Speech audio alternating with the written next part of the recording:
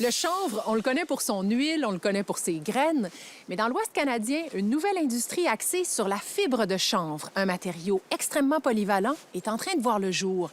Et les superficies consacrées à cette culture sont en pleine expansion.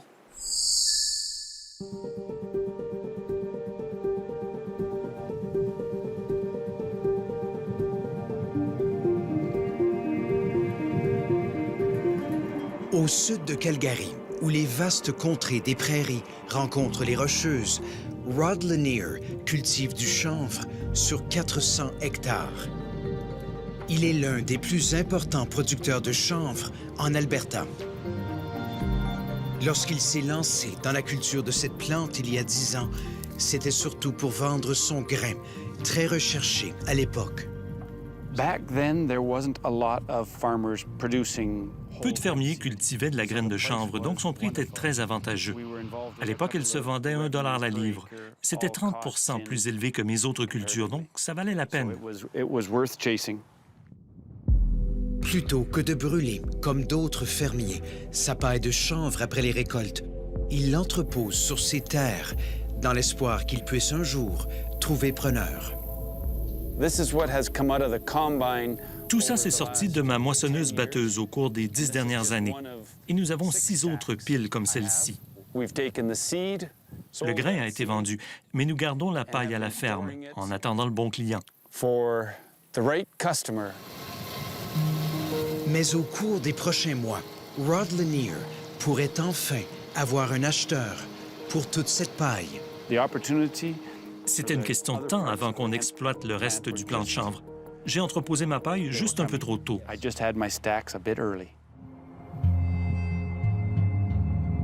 Le chanvre serait l'une des plus anciennes plantes cultivées sur la planète.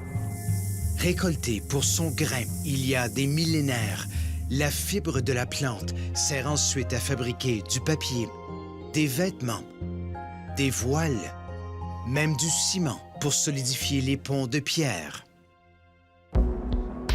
Introduit en Amérique du Nord au 17e siècle, le chanvre est cultivé à grande échelle, transformé, entre autres, en cordage pour les navires.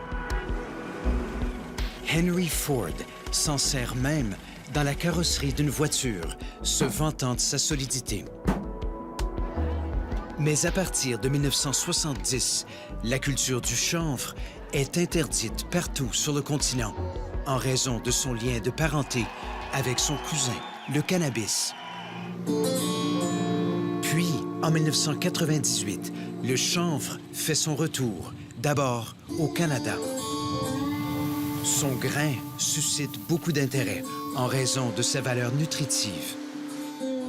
La production de la plante augmente presque chaque année pour atteindre un sommet de 57 000 hectares semés en 2017. De plus en plus de fermiers se sont mis à cultiver du chanvre, ce qui a fait chuter le prix à 90 cents, puis à 80 cents la livre.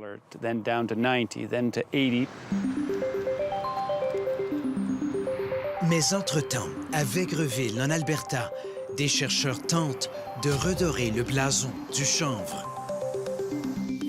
Byron James supervise la ferme expérimentale chez Enotech, un institut provincial de recherche. En Europe, on utilise cette fibre pour fabriquer toutes sortes de choses. Alors pourquoi cette industrie n'a pas été développée au Canada? On en revient encore au paradoxe de l'œuf et de la poule. Les fermiers ne s'intéressaient pas à la paille de chanvre parce qu'il n'y avait pas d'acheteurs, et personne n'achetait la paille parce que les fermiers n'en produisaient pas.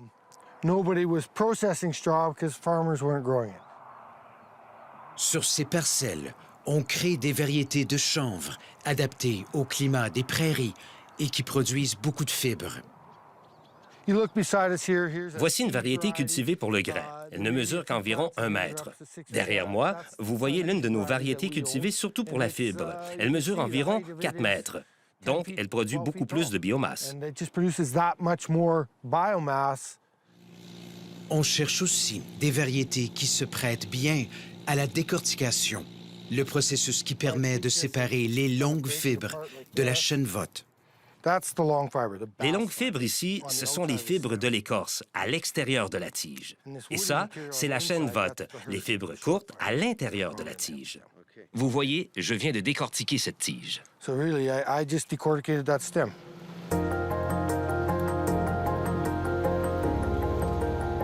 Inotech fait construire la première usine de décortication de chanvre au pays. La paille est d'abord coupée, ensuite déchiquetée et taillée. Les deux parties de la tige sont ainsi décortiquées. Les longues fibres finissent par sortir d'un côté, la chaîne vote de l'autre. Le processus de décortication est la pierre angulaire de la chaîne de transformation de la fibre de chanvre. Inotech vend ensuite sa fibre brute aux entreprises qui s'intéressent au chanvre. On espère ainsi initier la création d'une industrie totalement nouvelle.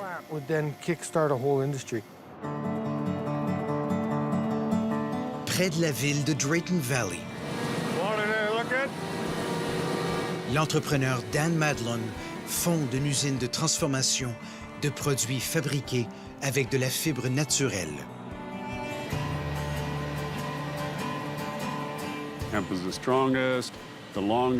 La fibre de chanvre est forte, longue et polyvalente. C'est de loin la meilleure des fibres naturelles disponibles. Ici, en Alberta, elle peut pousser de 6 pouces par jour et on peut la récolter chaque année. En comparaison, une fibre de bois peut prendre jusqu'à 80 ans avant d'atteindre sa maturité. L'entreprise développe toutes sortes de produits à base de fibres et de résine de chanvre. Nous avons créé des panneaux de portière de voitures. Voici une rame de kayak et une planche à roulettes. Nous avons aussi créé ce revêtement extérieur, compostable à la fin de son cycle de vie. Il y a des milliers de possibilités. Il s'arrête sur un article produit à grande échelle. Des cubes pour la culture de végétaux, destinés aux particuliers et aux serres commerciales. Nous avons créé un substrat de croissance compact qui remplace le terreau. Nous misons maintenant sur ce substrat pour développer notre entreprise. Le produit se vend comme des petits pains chauds. À un tel point que l'usine de décortication d'Inotech à Vegreville ne peut leur fournir assez de fibres. Il doit donc importer sa fibre d'Europe. Toutes les pièces doivent être en place si on veut développer ici une véritable industrie. Mais il espère pouvoir acheter bientôt de la fibre cultivée dans les champs des fermiers canadiens. Une usine de décortication privée est en chantier au nord-est d'Edmonton qui pourra transformer 10 tonnes de chanvre par heure. La fibre produite ici sera vendue aux entreprises locales. D'autres proposent de décortiquer le chanvre autrement. Natural Fiber Technologies effectuait, au moment de notre visite, la mise au point d'un système de décortication portatif. La qualité n'est pas très bonne. Il y a trop de chaînes vote dans ce produit. On veut une meilleure séparation des fibres. Ça fait partie du processus d'optimisation. Il espère louer ces unités portatives aux fermiers qui pourront décortiquer eux-mêmes le chanvre. Pourquoi ne pas décentraliser la décortication? Ça peut se faire à la ferme.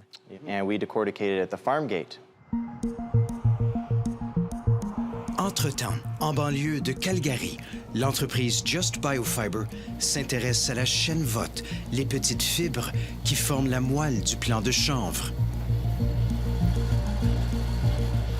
Mélangée avec de la chaux, la chaîne vote est placée dans des moules, puis chauffée à haute température.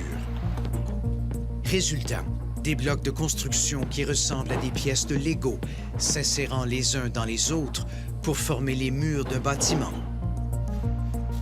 Selon le fondateur Mac Radford, ce matériau aurait les mêmes qualités que la pierre calcaire, solide, durable et en soi un excellent isolant. C'est une structure très solide qui résiste à des vents de 480 km à l'heure, c'est-à-dire un ouragan ou une tornade.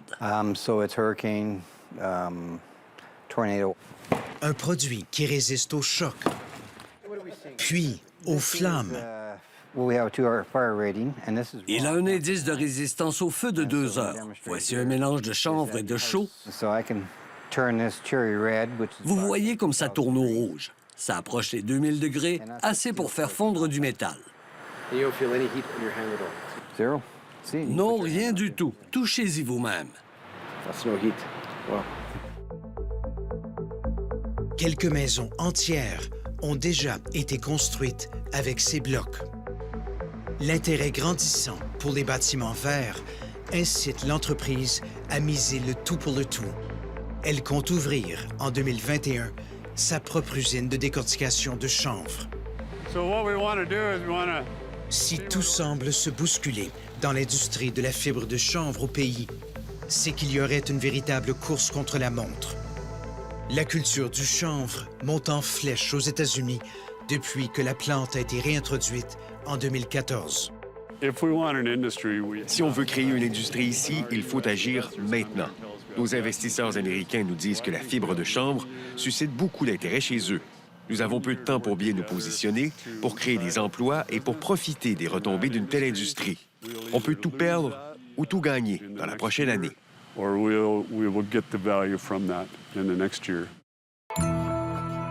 Chose certaine, ce n'est pas la matière première qui manque.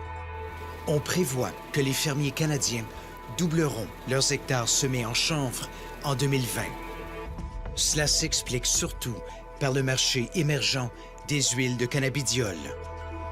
Et les nouvelles variétés de chanvre permettent de récolter à la fois le grain, la fibre et l'huile de CBD. Je n'ai aucune autre culture comme celle-ci. Le lin, tu n'en vends que la graine. Le blé dur, c'est pareil, tout comme les lentilles. Alors que le chanvre te donne 3 sources de revenus. Pour les producteurs comme Rod Lanier, tous les espoirs sont permis. Le chanvre devrait être ma principale source de revenus pour les prochaines années. My top revenue producer for the farm.